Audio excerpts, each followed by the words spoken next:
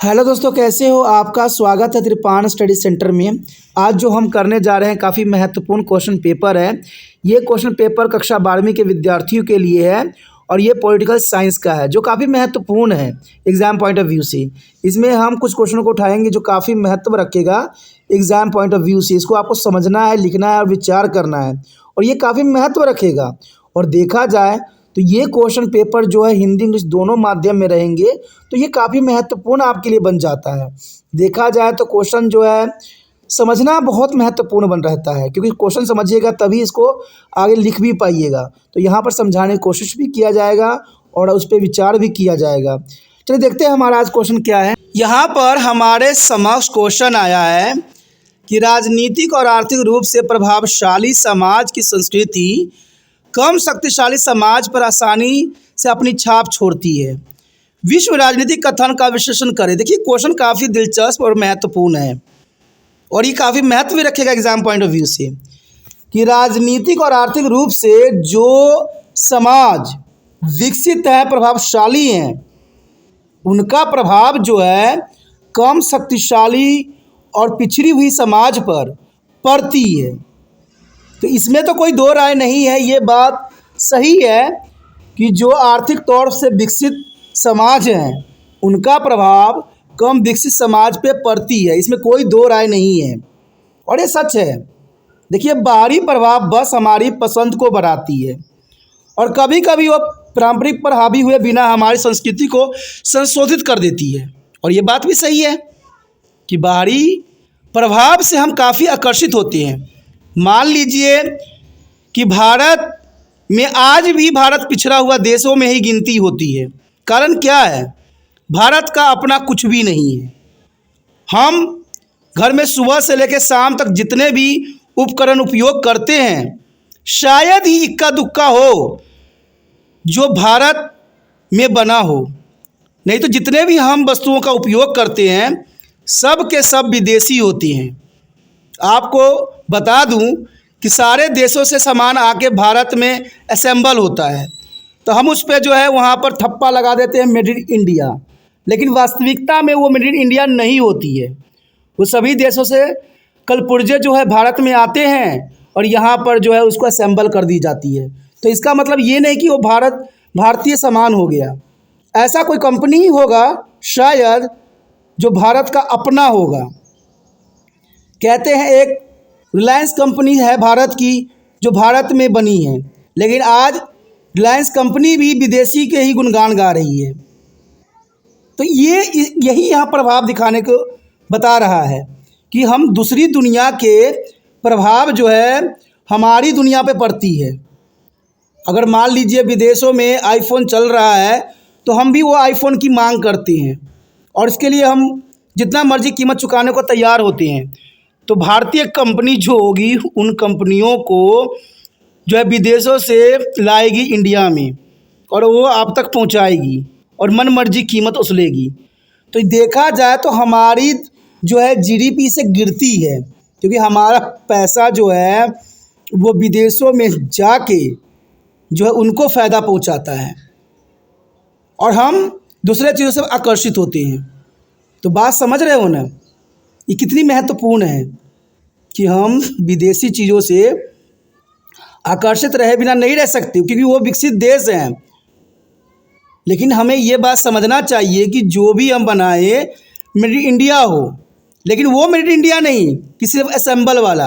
आपको मैं एक बात बता दूं, कहते हैं आज सारे नेता जो हैं अपने ऑफिस में, दीवारों में और कहते हैं शब्दों में महात्मा गांधी जी का जो है नाम लेते हैं, लेकिन महात्मा गांधी जी एक ही बात को सदैव अनुसरण करने पर विचार करते थे कि हम कुटीर उद्योग को विकास करें, क्योंकि जो है मेन जो भारतीय हैं वो गाँव में बसते हैं। ये उनका विचार था कि हम कुटीर उद्योग को विकास करें। लेकिन आपको क्या लगता है कि बड़े बड़े कंपनियों के समक्ष छोटे कुटीर उद्योग चल भी पाएंगे? संभव ही नहीं है। तो कहते हैं आज जो महात्मा गांधी जी को फॉलो करते हैं वो सिर्फ बातों में ही महात्मा गांधी जी को फॉलो करते हैं, वास्तविकता में नहीं। अगर वास्तविकता में होता, अगर हम गांधीरिज्म पे चलते, अगर आपने गांधीरिज्म पढ़ा हो तो शायद पता हो क्योंकि इस पर हमने बहुत बड़ा वीडियो बनाई थी एमए का कक्षा बीए कक्षा के बच्चों के लिए। तो उसमें हमने सारी बातों को एनालाइज किया था कि गांधी जी क्या चाहते थे और गांधी जी का क्या विचारधारा था।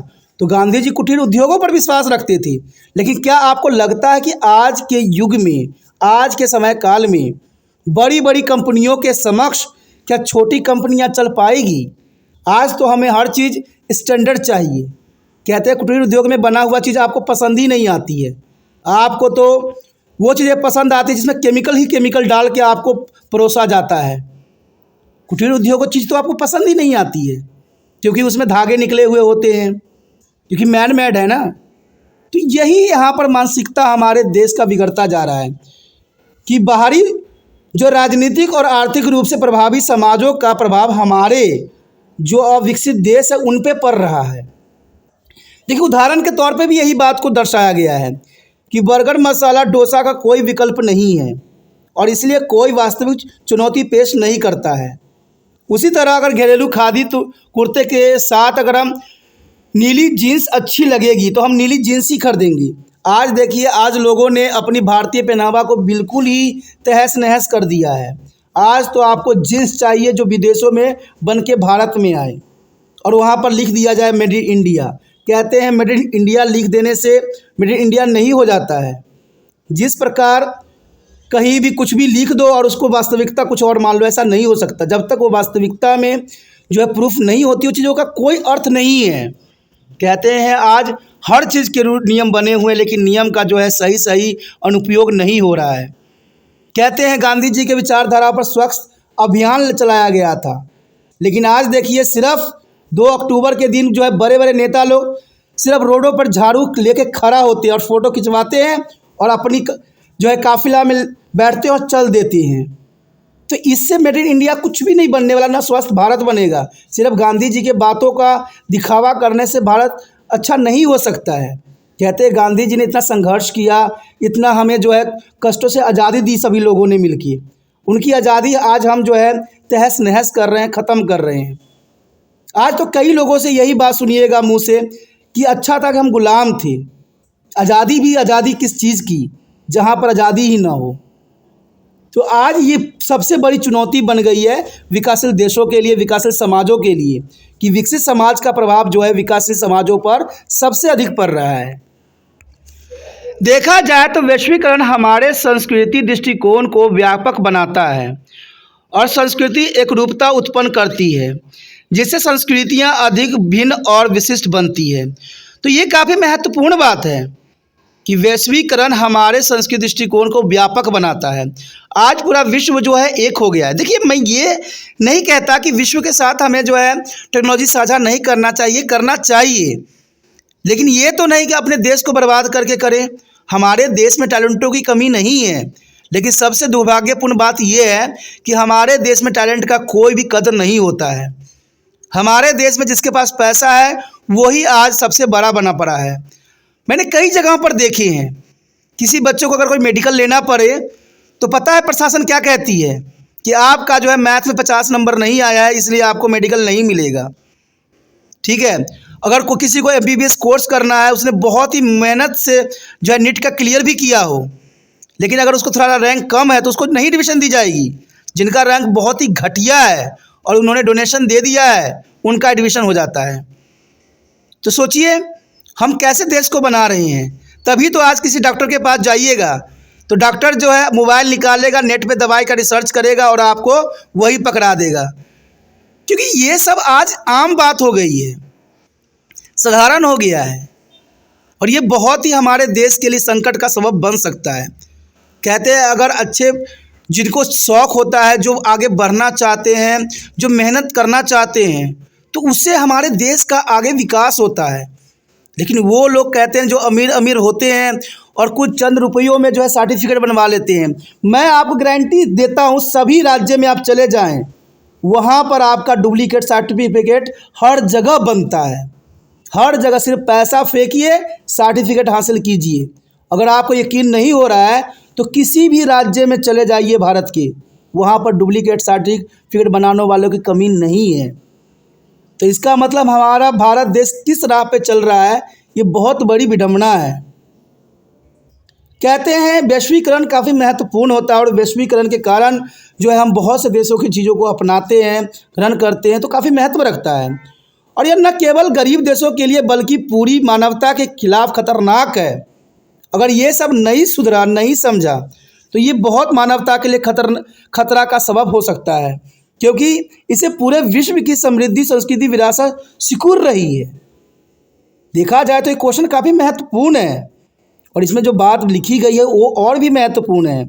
अगर आज भी हम इन बातों पर का अनुसरण न करें तो हो सकता है कि आने वाला समय में मानवता के लिए बहुत बड़ा खतरा का विषय बन सकता है। और ये कहते हैं काल्पनिक बात नहीं, ये सच्चाई है। आने वाले कुछ वर्षों में आप देख सकती हो, कहते हैं नेता लोग गारंटी देते हैं कि हम 30 तक जो है भारत को विकसित बनाएंगे, लेकिन मैं गारंटी देता हूँ ऐसा होना संभव नहीं है, क्योंकि जैसा हालात देश का है वैसा होना संभव नहीं है। आप कैसे विकसित बना सकते हो? देश में गरीबी तो दिन पर दिन बढ़ता जा रहा है, बेरोजगारी अपनी चरम सीमा पे है, लोग भुखमरी के शिकार हो रहे हैं, जनता जो है रोड पे खड़ी है, आए दिन किसान आंदोलन चलते जा रहे हैं। कहाँ से विकसित हो जाएगा? सिर्फ आप नेट पे जीडीपी गलत शो करके जो है आप अपनी जो है मनमानी करके नहीं साबित कर सकते कि भारत विकसित राष्ट्र हो गया है। कहते हैं किसी को कह देने से विकसित नहीं होता है, हमें खुद भी लगना चाहिए कि हम विकसित देश में हैं, जहाँ पर सभी लोगों को जो है सब कुछ मिला हुआ है, सब अपने जीवन जो है सुचारू रूप से ढंग से जी रहे हैं। ये नहीं होता है कि आप सिलेंडर जो है गाँव में उज्ज्वला योजना के तहत अमीर अमीर लोगों को फ्री में मुफ्त करवा दो। क्या गाँव के लोग जो होते हैं, बड़े बड़े लोग होते हैं, क्या उनको फ्री में दिया जा रहा है? आपको क्या लगता है? आप एक बार एनालाइज तो करके देखिए। आपको एपीएल और बीपीएल में ऐसे ऐसे लोग मिलेंगे जो करोड़पति हैं, ये फिर भी एपीएल बीपीएल में अपना नाम दर्ज कर रखे हैं। तो ये सारी समस्याओं को आप सोल्यूशन नहीं कर सकते। आप तो बहुत सोच रहे होते हो कि हम यहाँ पर जो है बहुत अच्छे कार्य कर रहे हैं, हम उज्ज्वला योजना की तरह घर घर में जो है सिलेंडर पहुँचा रहे हैं और उनकी कीमत जो है शहरी क्षेत्र में लगा रहे हैं। शायद आप इस बात को नहीं जानते कि ग्रामीण क्षेत्र से न जाने कितने जो है लोग जो है शहर की तरफ पलायन कर किए हुए हैं और उनको सिलेंडर भी आज जो है ब्लैक में लेना पड़ता है। और ये आम है। कहते जो आम जिंदगी जी रहा है उनको सब कुछ पता है, लेकिन वो कुछ बोल नहीं सकते, क्योंकि कहते हैं जो सच बोलता है उसको तो जेल की ही रास्ता मिलता है। और ये महत्वपूर्ण बात यहाँ क्वेश्चन बता रहा है एग्जाम पॉइंट ऑफ व्यू से। इसको समझना है, आपको आगे करना है। बहुत अच्छा क्वेश्चन है, समझ वाली और एग्जाम पॉइंट ऑफ व्यू से भी काफ़ी महत्व रखता है।